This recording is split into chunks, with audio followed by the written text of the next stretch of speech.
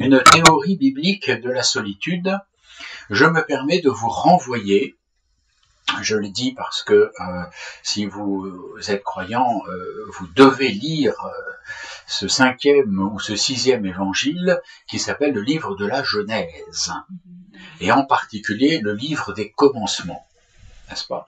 Les 12 premiers livres qui, dans un langage imagé, nous décrivent les grands mécanismes humains. Voilà, Adam et Ève, par exemple. Alors, ces textes sont abyssaux. Je me permets simplement de relever quelques éléments de ces premiers récits de la création de l'homme et de la femme. J'ai été très inspiré, jeune séminariste, en lisant les catéchèses de Jean-Paul II, qui a développé une anthropologie chrétienne à partir d'une lecture de ce récit d'Adam et Ève. Alors, cette solitude, telle que Dieu en a disposé pour l'homme en le créant, mais telle que le péché va en faire une caricature, elle est à la fois bonne et mauvaise.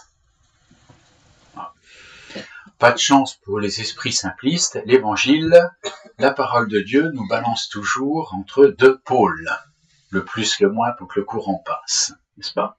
C'est jamais toujours aussi simpliste. Si vous me dites, est-ce que la solitude c'est bien? Je vous répondrai, oui. Mais si vous me dites, la solitude c'est quand même très douloureux et c'est mauvais, je vous répondrai oui. Alors moi je suis pas difficile, vous voyez, je suis pas contrariant, donc ça c'est l'avantage. Alors, si vous reprenez ce récit de la Genèse, ce que je ne ferai pas avec vous, il a fallu le relire. En particulier le deuxième récit de la création où Dieu prend de la poussière du sol, pétrit, puis ensuite souffle.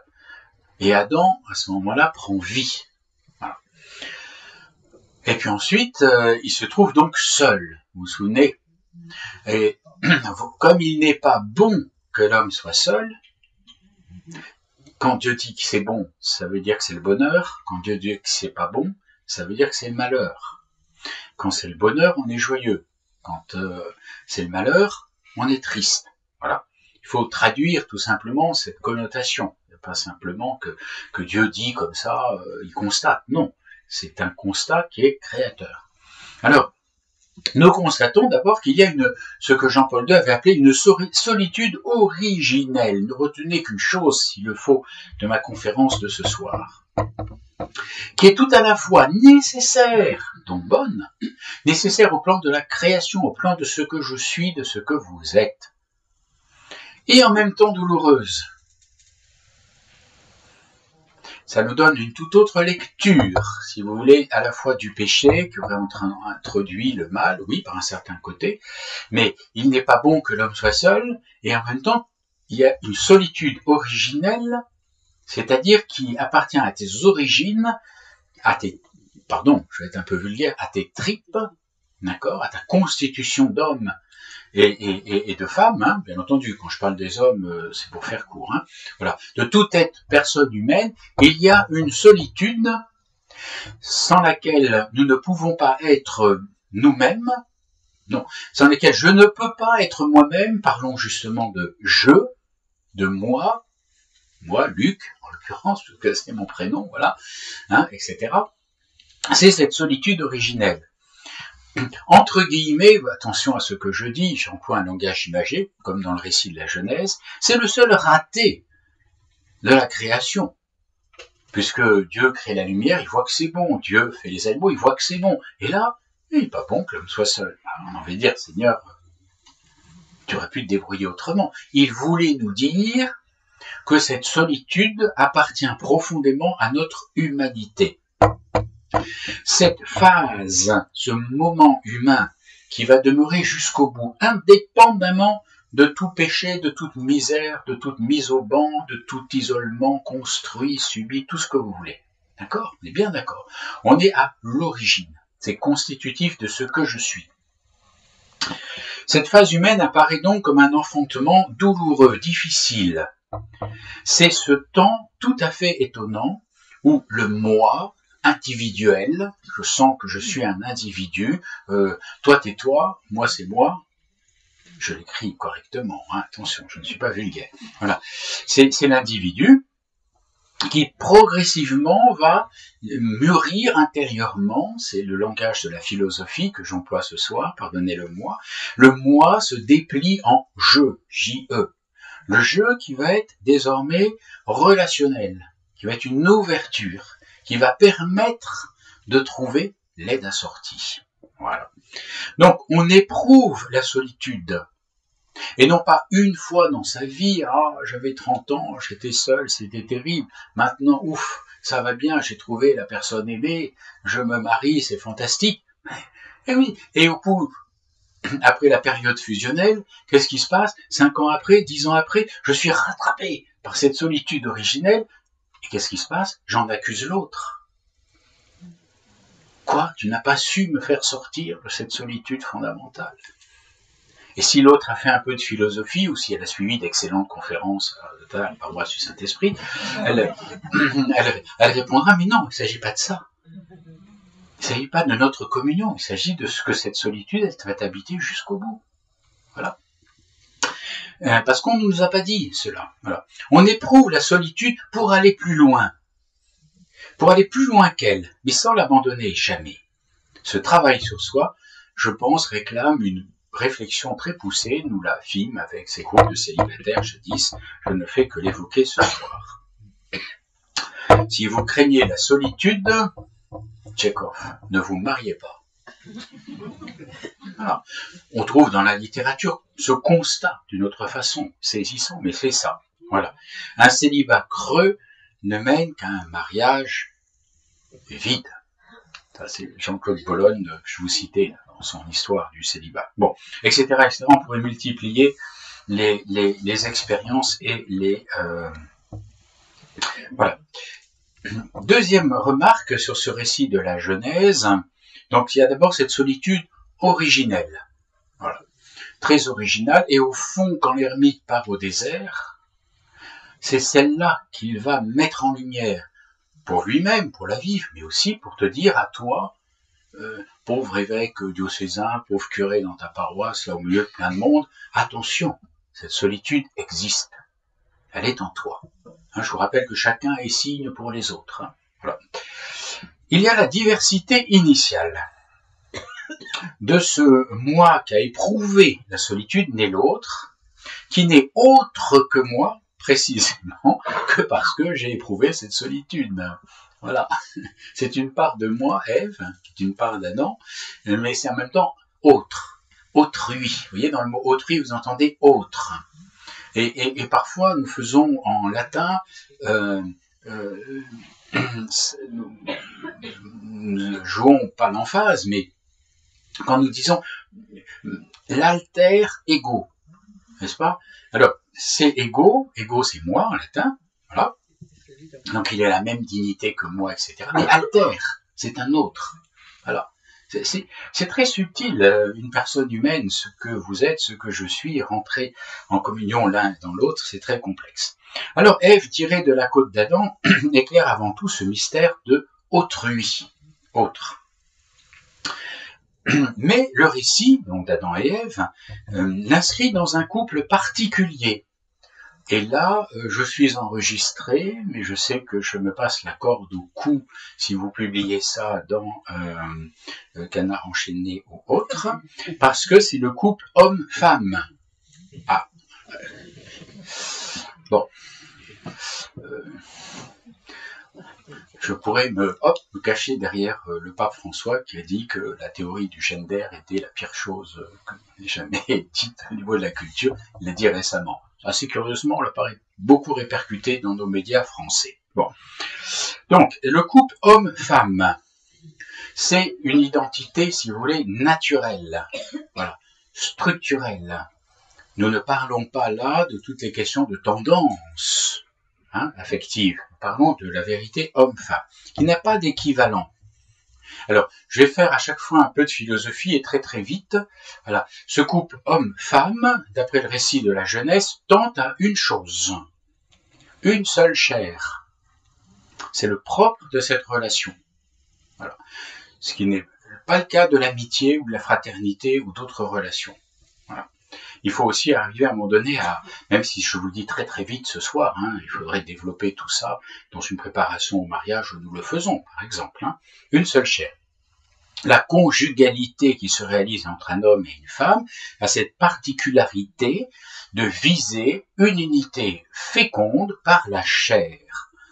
Alors, l'homme quittera son père et sa mère, il s'attachera à sa femme et ne feront plus qu'une seule chair, un seul. Voilà. Alors, troisième chose qu'on pourrait lire avec force détail dans ce récit de la Genèse, c'est qu'à un moment donné, il y a la désobéissance d'Adam et Ève, et à ce moment-là, tout se trouve troublé, brouillé. Voilà. On parle de péché originel, mais c'est un péché original, parce qu'il n'est pas vraiment un péché comme les autres. Voilà, c'est un dysfonctionnement de tout, qui va se manifester et qui va nous rattraper. C'est la blessure de la peur. Ah, voilà. Ils entendent le pas de Dieu à la brise du soir, qui arrive comme un ami pour l'alliance, et ils prennent peur, ils se cachent. Et chacun va accuser l'autre. Ah, elle est belle la communion initiale. Les mauvaises réactions du couple après le péché, on n'aurait pas fait mieux, hein, je tiens à le dire. Si jamais vous avez un doute là-dessus, regardez votre existence à partir du moment où vous avez dépassé l'âge de raison, c'est-à-dire 7 ans. Les mauvaises réactions du couple après le péché lorsqu'il redevient un agglomérat d'individus qui veulent sauver leur peau. Donc c'est sûr que dans ce cadre-là, ce que nous vivons aujourd'hui, c'est une solitude originelle, une construction qui m'amène à découvrir l'autre dans la relation comme alter ego, mais troublé. Ah. Je suis, comme on dit, dans une condition humaine où tout ceci est troublé. Voilà. Et cette solitude originelle dont, par exemple, le pape Saint Jean-Paul II nous a si bien parlé, elle se trouve aujourd'hui entravée. On va le voir. On peut s'y noyer complètement. Voilà. On la vit pas forcément comme étant l'entraînement du sportif qui sait qu'il a besoin de s'entraîner, l'ascèse, hein, Saint Paul, hein, l'image, voilà, tous les jours dur, ça le fait mal, certains jours il veut pas se lever, mais il sait que c'est pour la compétition, pour un mieux. Non, on va le comprendre comme un, et le vivre, parfois, comme un enfermement. Voilà, tout est troublé. Deuxième point, alors maintenant que je vous ai fait un peu une sorte de théorie de la solitude, dans ou devant ce fait de la solitude, que faire? Je tiens à dire, c'est un fait que nous devons constater autour de nous. Il y a des personnes tragiquement seules et qui n'ont pas, vous allez voir, la vie spirituelle pour vivre cette solitude fondamentale. Aidons-les. Mais c'est un fait que nous devons constater en nous. Malheur à l'homme qui n'a jamais éprouvé la solitude. Je le dis sérieusement. Voilà. C'est-à-dire que c'est un homme qui est passé, dans tous les sens du terme, à côté de ce qu'il est en profondeur. Et ce sera peut-être notre devoir de lui dire « Attention, oh oui, non, j'ai pas envie d'être seul, moi, ça me fait mal. » Ah oui.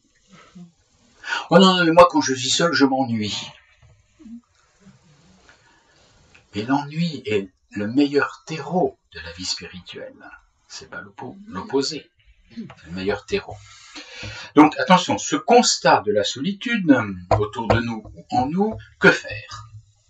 Alors, je vous propose une échelle de pratiques, de choses concrètes, hein, de choses, qui sont en partie, et en partie seulement à notre main. Attention, je n'ai pas la prétention de dire qu'on peut s'en sortir comme ça. Je vous propose une échelle, ça vaut ce que ça vaut, c'est un peu le fruit d'expériences de rencontres, et vous pourriez très bien faire des choses beaucoup plus fines. Premièrement, premier niveau, la solitude comme noyade. Voilà. Bon, le naufrage. Voilà. Certains disent que la vieillesse est un naufrage, d'autres diront que c'est la solitude qui est un naufrage. Parce que quand on meurt entouré, tenant la main de ses petits-enfants ou de son mari, voilà, je pense à maman qui est morte 15 ans avant papa, même si elle avait 10 ans de moins que lui. Bon, elle a eu la chance de mourir avec la main de mon papa dans la sienne. L'inverse, non, ça marche pas. Voilà. Premier niveau, la noyade. Je suis obligé de vous en parler. Vous avez peut-être un jour été dans ces vagues à Bayonne, voilà, et le rouleau vous a donné l'impression que vous n'allez pas vous en sortir, vous étiez pris, là. Vous n'auriez plus à respirer. Il faut savoir que la solitude peut nous entraîner dans ce chemin de la noyade. Les risques de la solitude sont à considérer avec réalisme. Voilà. Il y a l'implosion. Ça peut conduire à un vide épouvantable. Vous savez, l'implosion. La pression du monde autour de vous, c'est pas l'explosion. C'est l'explosion de la vie, c'est l'implosion. Quand on fait le vide à l'intérieur. L'égocentrisme, et qui n'est pas l'égoïsme, j'en profite pour le dire. D'accord ? L'égoïsme se vit à travers des actes d'égoïsme. Voilà, on va penser à soi plutôt qu'aux autres. D'accord ? L'égocentrisme, c'est tout voir à partir de soi. Voilà. En français, nous disons tout voir à partir de son nombril. Voilà. Mais si vous êtes d'une autre culture, vous n'allez pas le comprendre comme nous. Voilà. Si vous êtes bouddhiste, regarder son nombril, c'est savoir reconnaître qu'on vient de quelqu'un d'autre. C'est pas du tout le même sens que nous. Ce qui n'est pas idiot non plus. En effet, le nombril dit je me suis pas fait, c'est pas vrai, c'est quelqu'un qui m'a fait. Bon. Alors, l'isolement, c'est encore autre chose que la solitude. Alors, ça peut être terrible. Et quand je disais que ce n'est qu'en partie à notre main, c'est que parfois les autres aussi travaillent à vous isoler, donc ce n'est pas tout entier à notre main. Bref, on s'enferme sur soi sans aération. Et notre cœur devient une cave sombre et sans air. L'isolement touche à sa plénitude, si j'ose dire, lorsqu'il est non seulement imposé par des circonstances, je pense par exemple à la prison, à la marginalisation, etc. Vous avez des situations d'isolement terribles. D'ailleurs, même à l'intérieur des prisons, vous savez, il y a des quartiers d'isolement, encore particuliers. On n'a même plus de contact avec les autres prisonniers. Bon. Mais lorsqu'il est consenti, inconsciemment ou volontairement, et c'est terrible parce que à un moment donné, il y a un consentement. On me parlait récemment d'un jeune homme, 39 ans, brillant, qui travaillait. Il est parti dans un petit village, il travaille en télétravail, il ne voit personne pendant des semaines. Au point que cette excellente amie, qui est sa tante, l'avait invité à passer un week-end. Il lui a fallu 24 heures pour commencer à retrouver la parole. Voilà. Alors, vous voyez, le choix de l'ermite, c'est autre chose quand même. Hein, c'est tout à fait autre chose. Voilà. C'est-à-dire que peu à peu, c'est pas du tout, alors, surtout dans ce que je dis, dans tout ce que je dirai ce soir, il n'y a aucun jugement moral derrière. Je dis simplement qu'à un moment donné, volontairement, peut-être parce qu'on a reçu trop de coups dans l'existence de la part des autres, on s'enferme jusqu'à un isolement, mais terrible. Donc c'est ce que j'appelle la noyade. Alors, ça nous guette, et c'était simplement pour nous y rendre attentifs. Deuxième phase, deuxième barreau, si vous voulez, la survie. Bon, c'est pas encore fantastique, le mot français parle de survie, lorsque vous êtes en situation où vous ne pouvez faire que survivre, parce que vous êtes sur votre radeau, voilà, le radeau de la Méduse, hein, perdu dans l'océan. Bon, vous n'avez pas encore la possibilité de mettre toute votre vie en action. C'est une stratégie minimaliste. J'ai noté par exemple Robinson Crusoe. Je ne sais pas si les jeunes d'aujourd'hui lisent encore Robinson Crusoe. Bon. Enfin, nous lûmes cela dans notre jeunesse, n'est-ce pas? Il tombe sur une île déserte. Voilà. Il y avait un très beau film aussi qui s'appelle Seul au monde. Voilà, l'avion qui, boum, voilà, atterrit dans la mer, enfin à Berry, voilà, explose, il est le seul survivant, il gagne à l'adage un petit îlot, et en montant au sommet, il s'aperçoit que c'est entouré de récifs et qu'il est absolument seul. Voilà. va le rester pendant des mois et des mois. Il l'a pas choisi. Ce sont des images, bien entendu. Alors voilà, on est dans une situation où il faut faire avec et se débrouiller tout seul sur un radeau, sur un océan de solitude qui paraît sans limite autour de nous. On n'y arrive pas. On trouve personne. On s'est dévoué, on a fait des repas, on est allé sur des sites de rencontres, on fait plein de trucs. Ça marche pas. On n'en voit pas le bout de cet océan. Alors, il faut développer des stratégies de survie. La survie de la tortue, ou de la termitière, ou du sous-marin. On ferme les accès extérieurs pour ne pas être noyé par l'attente sans fin. Les discours faciles consistent à dire « mais si, on continue d'attendre ». Mais on peut se noyer dans son attente sans fin. De l'âme sœur, par exemple. Donc il faut faire quand même attention. On se replie sur soi, mais de façon à ne pas étouffer son cœur. Ça existe, c'est des positions que j'ai vues souvent en réalité. On développe donc des stratégies personnelles. Je ne peux pas vous indiquer pour vous laquelle il faut, mais elles sont nécessaires. Je vous donne quelques exemples. L'animal de compagnie. Ah oui. D'ailleurs, si j'avais détaillé le récit du livre de la Genèse, je me permets de vous signaler que Adam est passé par la case animaux. Quand Dieu fait défiler devant lui tous les animaux et qu'il les nomme. Voilà. Quand on voit les capacités d'empathie d'un cheval, vous devriez penser à d'autres animaux, mais je crois que c'est les animaux terrestres qui ont le plus d'empathie, ce sont les chevaux. Voilà. Raison pour laquelle ils aident les malades atteints de la maladie d'Alzheimer, par exemple. Ouais. Parce qu'ils ont une faculté à décrypter ce que vous vivez, c'est tout à fait impressionnant. Bon, les chiens, bien entendu, etc., etc. Voilà. Donc, je ne minimise pas cela, je pense que ça, comme pour Adam, ça ne va pas remplacer la femme, mais c'est déjà un contact réel, ça, voilà.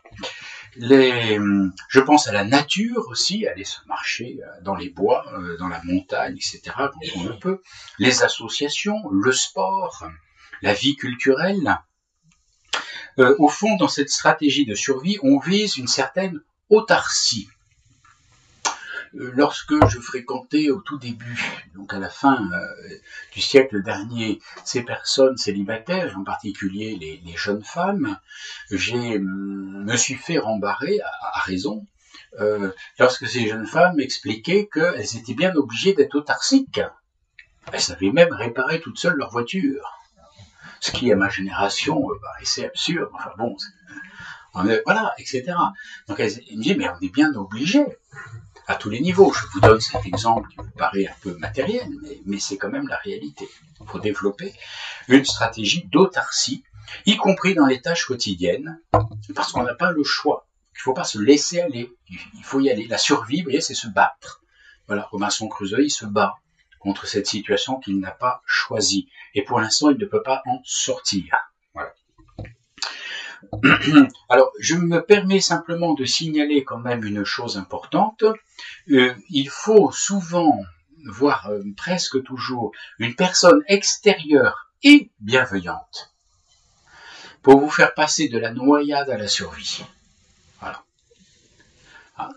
Une rencontre. Alors pas du tout au sens de rencontre conjugale et autres. Là, je parle d'une personne qui dit, écoute, voilà, mais si tu veux, tu viens, on va faire du sport. On va sortir un peu avec toi. On va t'aider. Ça permet un peu de franchir la limite entre la noyade, on se laisse aller. Non, courage. Des personnes qui vous disent courage. Troisième niveau, si vous voulez, la vie spirituelle.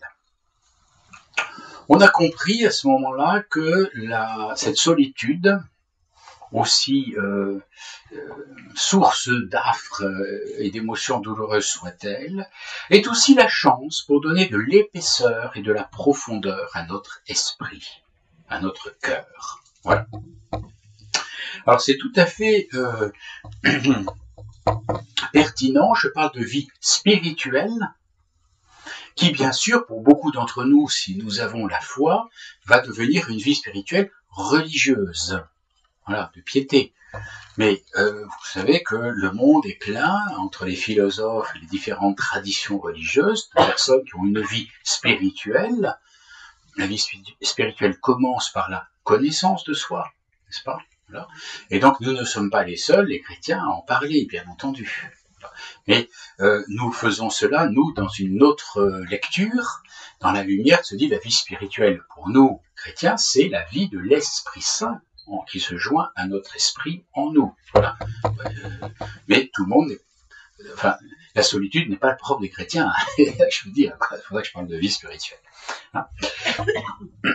Alors, ça peut être un niveau où on se dit que cette solitude, y compris dans cette capacité à nous faire souffrir, nous met en face de nous-mêmes et commence à façonner un moi solide qui va permettre ensuite l'ouverture à l'autre. Peut-être pour ceux qui ont la foi au tout autre. Voilà. J'aime beaucoup ces psaumes que nous chantons, liturgie des heures, souvent, où l'on voit le psalmiste qui gémit. Pourquoi gémir sur moi, où mon âme est désolée? Voilà.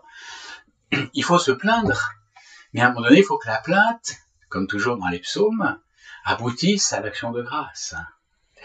C'est-à-dire, parce que Dieu, de l'autre côté de la table, il vous dit, bon, ok, j'ai écouté ta plainte, mais enfin, je t'ai donné la vie, je t'ai donné plein de choses. Tu pourrais quand même faire un petit effort maintenant au bout de ta prière. Ah. Bon. La vie spirituelle vise, qu'elle soit religieuse ou pas, pardonnez-moi, je vous donne des gros mots, hein, l'autonomie. C'est pas l'autarcie, c'est l'autonomie. Je deviens responsable de moi-même. D'accord? Par la profondeur spirituelle, je deviens responsable de moi-même. J'arrête, par exemple, ça c'est le signe le plus clair, d'accuser tout le monde. Voilà. Okay. Mais je ne dis pas que les autres sont tous des saints, etc. On les canonisera après leur mort, si vous voulez bien. La question n'est pas là. La question, c'est que je suis responsable aussi de moi, de l'autre, du monde. C'est cette responsabilité qui pourrait définir ce qu'on appelle l'autonomie, cette capacité progressive à assumer les choses, à ne pas les faire porter sur les choses, sur les autres, sur le monde, sur les circonstances. Ah, ben, si le terrain avait été moins lourd ici, les sangliers n'avaient pas mangé de cochonnerie. Non, là, je fais référence à Astérix. Voilà, les Jeux Olympiques. Voilà. Ah, dans ces cas-là, on aurait, etc., on aurait gagné. Voilà. Non, alors, il n'y a pas de raison, vous savez, j'ai fréquenté ces personnes, c'est des solos pendant des années. Au début, on se dit, c'est pas possible, si cette jeune femme aussi belle, aussi intelligente, aussi bien insérée socialement, ou cet homme, etc., est toujours célibataire à 35 ou 40 ans, c'est qu'il y a un problème quelque part. Ben non, en fait. En tout cas, il n'y en a pas plus que chez ceux et celles qui se sont mariés. Vous voyez ce que je veux dire? Donc, c'est pas à chercher là-dedans. Voilà. Alors, là, c'est cette vie spirituelle. Profitons-en. Qu'il nous faut affronter et qui peut être une chance véritable. Hein. Ça ne signifie pas que parce que j'ai une vie spirituelle, je suis appelé à une vie consacrée ou une vie d'ermite et autres. C'est tout à fait autre chose. Toute personne est appelée à une vie spirituelle, tout chrétien est appelé à une vie intime, profonde, avec le Seigneur. On est bien d'accord là-dessus. Hein, voilà. Donc profitons de ces moments de solitude dont on peut être évidemment détourné. Et ça, c'est un peu ce qui nous menace tous par ce que Blaise Pascal avait appelé le divertissement. Le divertissement, je vais donner un autre mot peut-être, la distraction. Voilà. Si j'allume ma télévision, je suis d'un autre âge, pardon. Si j'ouvre mon ordinateur et je surfe sur Internet, ça va, je vais arriver à me distraire, même si c'est utile, pour faire des recherches passionnantes sur je ne sais quoi. Voilà. Mais à ce moment-là, je ne serai plus face à moi-même. Donc c'est pas un défaut d'avoir des réseaux sociaux. Je dis simplement que cette vie spirituelle est entravée voire parfois obstrué par la question que Pascal avait très très bien vue de ce qu'il appelle lui à son époque le divertissement. Ça peut être le jeu, ça peut être tout ce que vous voulez, voilà. Mais ça nous entrave. Et puis alors, étape suivante, je suis à la 4e étape, le naufrage, la noyade, la survie, la vie spirituelle, et puis à égalité, hein. C'est-à-dire que ce serait 4 et 4 bis, il n'y a pas d'ordre. Il y a l'amitié et la fraternité. Très important, l'amitié. Alors, l'amitié, c'est une forme de relation qui sera d'autant plus forte, d'autant plus profonde et durable que précisément, nous avons acquis l'un et l'autre l'autonomie. Parmi tous les amours, l'amitié a ceci de particulier, c'est qu'elle implique 2 choses, la réciprocité. Je ne peux pas être l'ami de quelqu'un qui n'est pas mon ami. Je peux l'aimer d'une autre manière, ça c'est pas le problème. Je peux aimer mes ennemis, nous dit Jésus. D'accord? Voilà, leur pardonner et tout ça. Mais l'amitié a ceci de particulier dans toutes les relations humaines, c'est qu'elle doit être réciproque. Deuxième particularité de l'amitié, elle doit être élective. Je te choisis. Certes, ça peut être par hasard que nous nous sommes rencontrés à un club de sport, à la paroisse, je ne sais quoi. Voilà, je ne cherchais pas un ami. Mais à un moment donné, dans un groupe, on a cheminé ensemble, je le choisis. Électif et réciproque. Alors l'amitié est un amour, est une relation très très pertinente. C'est ce qui me fait le plus plaisir lorsque, encore le week-end dernier, avec couple marié et personnes célibataires, et qui le sont toujours, nous avons vu que nous étions réunis pour une seule chose, l'amitié. Par l'amitié et pour l'amitié. Pour faire grandir l'amitié. C'est du temps perdu. Si on veut. On n'a rien fait. On n'a même pas organisé de trucs, on n'a même pas... On a pris des kilos peut-être, un petit peu avec les fondus, ça c'est possible, c'est pas impossible. Voilà, oui, on était en montagne là-bas, vers la vallée de Méribel. Bon, on a fait du ski, de la raquette, on a fait plein de choses, etc. Mais voilà, c'était pas un entraînement, on se réunissait pas pour autre chose que pour l'amitié. Et on se disait, mais c'est quand même extraordinaire que l'amitié. Donc je ne le dis pas comme un philosophe, je le dis comme un homme qui a fait vœu de chasteté et qui considère que l'amitié est une chose formidable, qui est nourrissante. Je me permets de signaler que la vie conjugale tendait à une seule chair, un seul corps. L'amitié ne tend pas à cela. Hein. Bien sûr qu'il y a toujours la dimension corporelle, c'est-à-dire si je suis à 1000 km de mon ami, c'est pas la même chose que si nous sommes ensemble, d'accord, physiquement, autour d'une table. Bien sûr, mais la sexualité n'est pas impliquée dans l'amitié, n'est-ce pas? Je tiens à le dire comme ça nous aide un tout petit peu les uns et les autres à discerner un peu tout ce que nous vivons. Il n'y a pas d'âge pour l'amitié, hein, c'est assez surprenant. On n'est pas forcément l'ami de quelqu'un qui nous ressemble, parce qu'il a le même âge, les mêmes préoccupations, ça. Je crois pas. Enfin, en tout cas, c'est pas ce que je vis, etc. Donc, mais l'amitié est une véritable affectivité, et elle tend à un mot, un très beau mot, l'unanimité. Il ne s'agit pas d'une majorité de vote. Unanimitas, ça veut dire une seule âme. L'unanimité, ça veut dire que toi et moi, nous n'avons... Voilà, magnifique définition de Saint-Augustin, quand il découvre l'amitié. Oh, il est un peu inspiré de Cicéron, c'est égal. Nous avions une seule âme en 2 corps. N'est-ce pas? Voilà. Ça, c'est vraiment l'amitié. Elle tend à l'unanimité. Une seule âme. On partage ses coups de cœur, ses cris, ses peines, ses rêves, ses prières. Voilà. Elle ne tend pas forcément à... Elle peut nous élever, bien entendu. Un ami va nous entraîner dans un bon pèlerinage, Istanbul, je sais pas quoi, enfin, etc. ailleurs. Très bien, parfait. Mais c'est parce que c'est l'ami, parce que je suis hyper content de vivre cela avec lui. C'est merveilleux. Voilà. Mais si c'est vraiment mon ami, Demain, on peut aller à Tamanrasset, ça ne changera pas grand-chose. Je plaisante. On peut même rester ici et aller manger dans un bon restaurant. Au Trou Gascon, là, c'est pas loin. Un peu cher. C'est ça, l'amitié. Alors, je me permets simplement de signaler que l'amitié est une relation totalement baignée d'affectivité, bien sûr, hein, réellement, on a un plaisir, une joie à être ensemble, mais qui est baignée par la chasteté. C'est pour ça que j'admire beaucoup l'amitié, n'est-ce pas?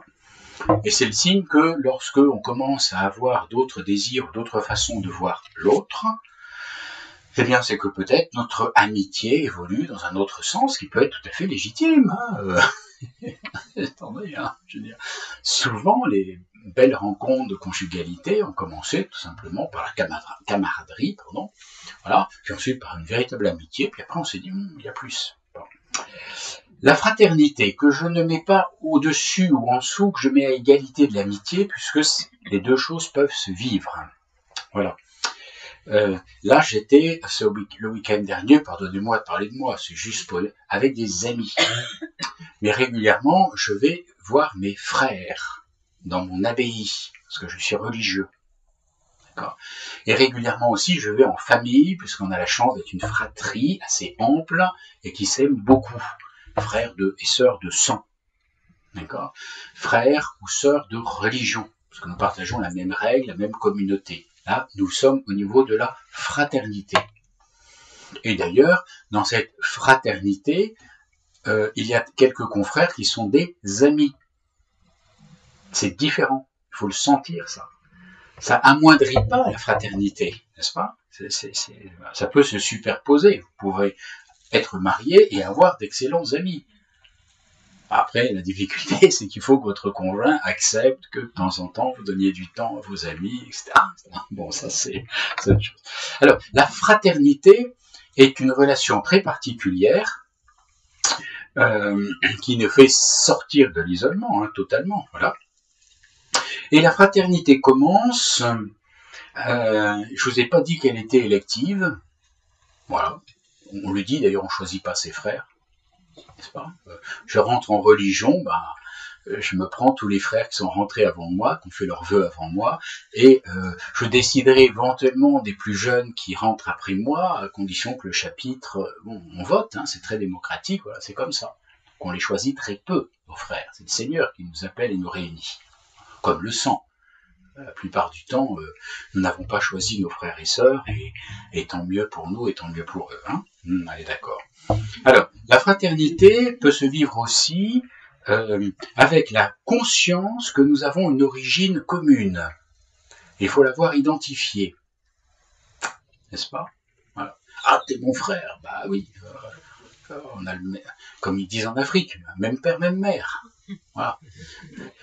Ou bien même mère, mais c'est pas du même père. Ils savent très bien. Très bien, n'est-ce pas? Voilà. Ça nous faisait sourire il y a quelques années, mais maintenant nous sommes dans une société où il y a beaucoup de familles recomposées aussi. Donc tout ceci, en fait, nous revivons un peu les mêmes modalités familiales. Voilà. La conscience d'une origine commune, ça peut être le même appel religieux. Il me casse les pieds, ce frère, mais c'est mon frère. D'accord? C'est pas opposé ce que je vous dis là. La meilleure preuve, c'est que la première mort, c'est le meurtre d'un frère par un frère. Cain et Abel. Donc ça veut dire que c'est pas ça. Mais il reconnaît quand même que c'est son frère. D'ailleurs, Cain le tue parce que la jalousie monte, parce que c'est pas normal que son frère ne soit pas traité de la même façon que lui. C'est parce que c'est son frère qu'il le tue. N'est-ce pas? Donc c'est pas opposé. Ça ne veut pas dire qu'il faut que c'est la voie la meilleure pour montrer la fraternité. C'est pas ce que j'ai voulu dire. Voilà.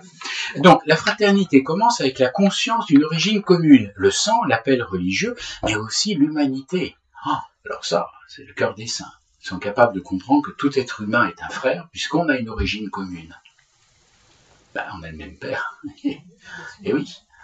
Donc ça, mais c'est très beau. Mais ne jouons pas cette carte tant que notre cœur n'a pas été ouvert comme cela. Voilà. Saint Charles de Foucault. Dieu fait que tous les hommes soient sauvés. Et on l'appelait le frère universel. Là-bas, les musulmans, les Touaregs, frère universel. Voilà. Mais c'est voilà. Il faut un peu de temps pour cela.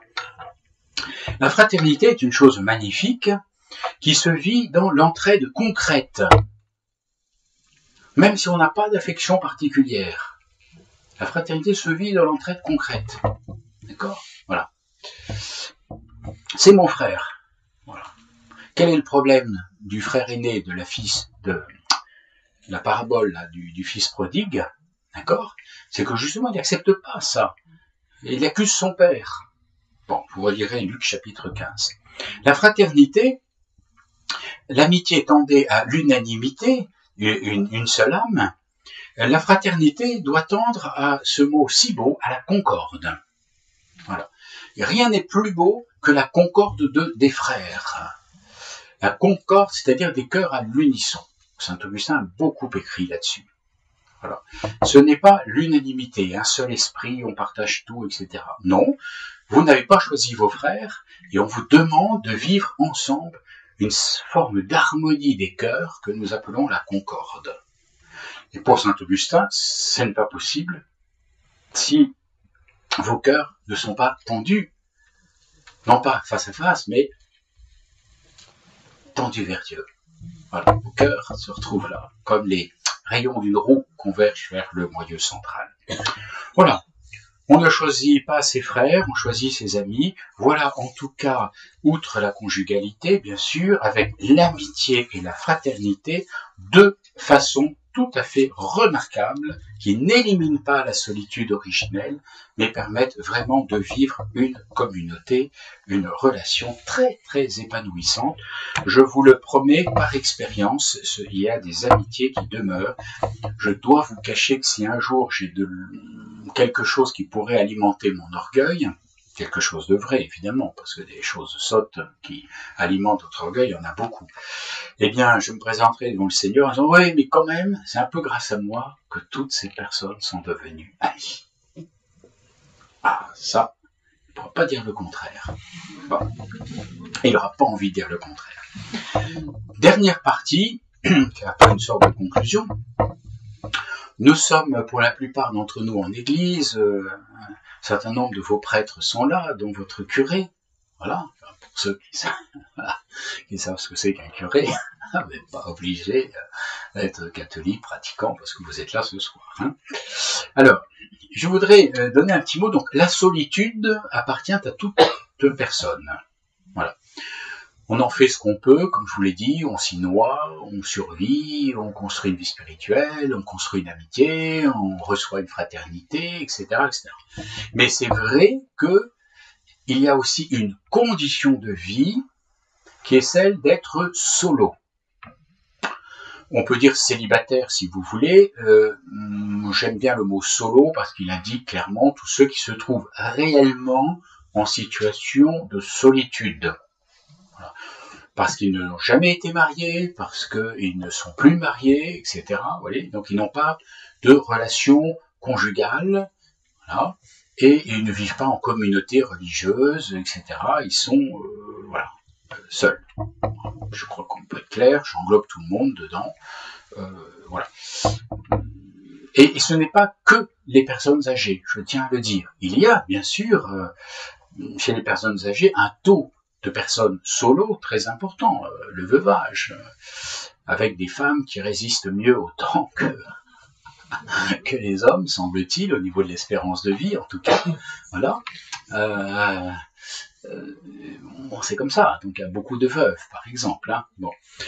Mais, encore une fois, c'est terrible parce que le temps est long quand on a 25 ou 30 ans. Je blesse personne, le temps passe plus vite quand on a 80 ou 90. Hein. Les journées passent plus vite, c'est ça que je veux dire. C'est toujours terrible hein, de vivre seul, mais sans parler d'adolescents qui se trouvent marginalisés pour des tas de, voilà, je pense à ces migrants. Je ne fais pas de choix politique là, ce soir hein, sur la question des migrants et des migrations. Je veux dire qu'ils se retrouveraient tout seuls, isolés à 15 ans, 18 ans, 20 ans. Alors, je me permets de signaler que les solos en église, on ne sait pas bien comment les prendre. C'est-à-dire, dans nos paroisses, on a des mouvements pour les les personnes âgées, les personnes mariées, tatati, les jeunes, etc., etc. Mais les célibataires, on ne sait pas bien comment les prendre.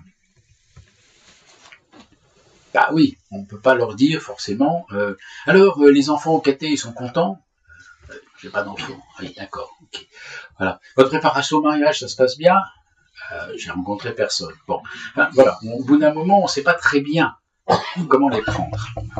Alors, la réflexion qui a été conduite ces dernières années, en particulier dans un travail de séminaire au Bernardin, d'accord, nous a conduit à un certain nombre de conclusions qui me vont bien. Premièrement, ces chrétiens solos en église n'ont pas de sacrement. Alors, on peut insister là-dessus. Ils ne sont pas mariés, ils ne sont pas vie consacrés, pas un sacrement, mais enfin voilà, ils sont pas engagés, ils n'ont pas ci, ils n'ont pas ça. Ils n'ont pas forcément non plus le sacrement des malades. C'est pas parce qu'on est célibataire à 35 ans qu'on est malade. D'accord? Bon. Mais alors qu'est-ce qu'ils ont? Et j'en veux un peu au catéchisme de l'Église catholique, qui a quand même un paragraphe sur les célibataires, qu'il a collé dans le sacrement du mariage, en disant qu'il faut aussi penser avec émotion à tous ceux qui ne sont pas mariés. C'est négatif. C'est vrai, mais c'est négatif. Donc les célibataires, les solos, ont-ils une structuration sacramentelle à développer? Eh bien, bien sûr. Ils ont au moins 4 sacrements. Le baptême, la confirmation, l'Eucharistie, et puis la confession. Donc, les sacrements de l'initiation. C'est-à-dire, je pense que une pastorale à l'égard des solos pourrait être une icône, pour tous les autres d'ailleurs, du développement du sacerdoce baptismal.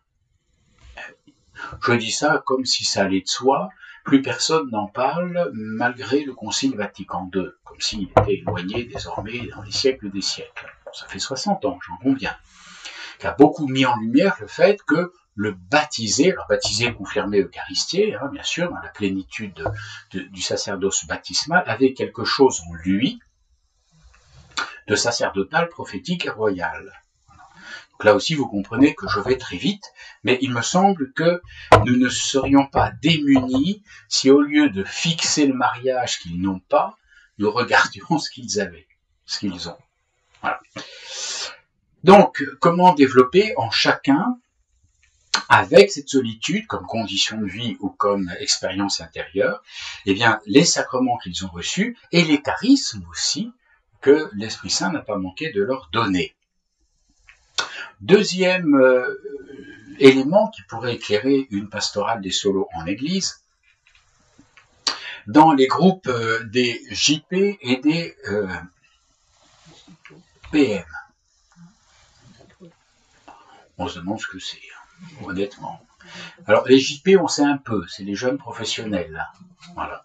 Je dis on sait un peu parce qu'on fait semblant de savoir, mais on ne sait pas très bien, en fait, jusqu'à quel âge, comment, etc.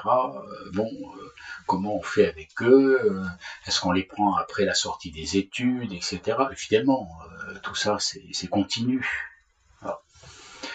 Mais enfin, habituellement, dans l'Église de France, on appelle ça des JP, jeunes professionnels. Aux Journées mondiales de la jeunesse à Lisbonne l'été dernier, il y avait un fort groupe de JP, de jeunes professionnels, qu'on n'oppose pas, mais qui avaient leur propre dynamique par rapport aux étudiants, qui formaient le gros du contingent. Et puis les PM, ça personne ne sait ce que c'est, puisque c'est moi qui l'ai inventé, c'est les professionnels matures. Parce qu'on n'est pas un jeune professionnel quand on a 40 ans. Sauf avoir fait des études ou après être avocat, on s'est lancé dans des études de chirurgie et on a embrayé ensuite sur un doctorat d'histoire. Tout est possible, certes. Mais enfin, en général, à 40 ans, 45 ans, on n'est plus un jeune professionnel. Il faut l'accepter. On est dans la maturité de la vie, souvent dans une maturité professionnelle aussi. On a pu avoir des responsabilités, de l'expérience, etc., etc. Bon, alors, je pense que les groupes sont indispensables parce que nous avons besoin de réflexion, En particulier, je signale ce que j'ai vécu avec, me semble-t-il, beaucoup de fécondité, la lectio divina, c'est-à-dire autour de la parole de Dieu, lecture méditative et contemplative de la parole de Dieu. Je me permets de signaler aussi les actions de solidarité, lesquelles d'ailleurs peuvent déjà commencer, si on veut développer une fraternité, entre nous. Voilà. On n'est pas obligé d'aller toujours chercher dans la rue, même s'il y a évidemment des personnes dans la rue. Et je souligne un élément très important qu'ont été pour nos groupes les pèlerinages. Voilà, les pèlerinages. Bon. Alors, il y a plusieurs façons de vivre les pèlerinages. 36 heures dans une hôtellerie confortable où les petites sœurs se pressent autour de vous pour préparer les repas.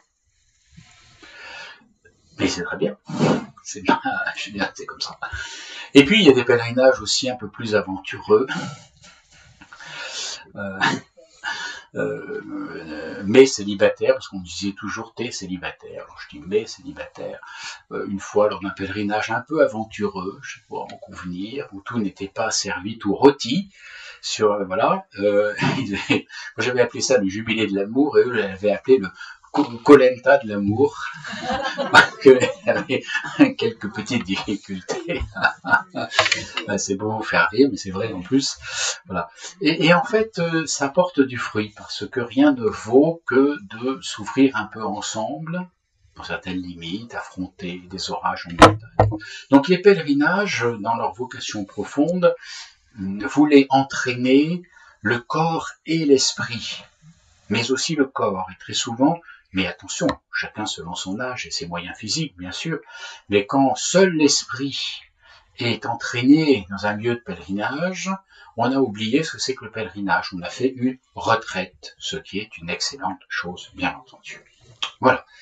Tout ça pour vous dire que nous pouvons prier les uns pour les autres, pour que personne ne fasse naufrage, que nous puissions aider des personnes à sortir de leur stratégie de survie, ou au moins de les maintenir à flot.